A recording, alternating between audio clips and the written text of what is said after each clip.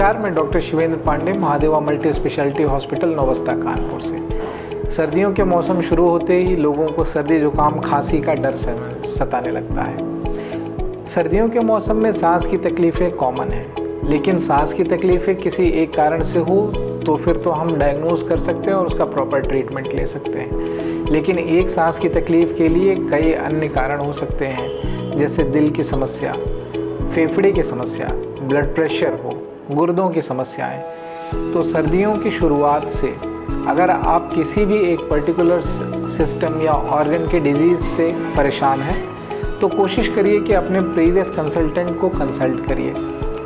सर्दियों के समय डिफरेंशिएट कर पाना मुश्किल होता है कि जो हम सांस की तकलीफ़ हो रही है वो हार्ट से हो रही है, फेफड़े से हो रही है या गुर्दे की वजह से हो रही है। तो आपके पुराने कंसल्टेंट या आपके एक अच्छे नए फिजिशियन आपको इन बीमारियों को डिफरेंशिएट करके और उचित प्रकार का इलाज के लिए गाइड कर सकते हैं।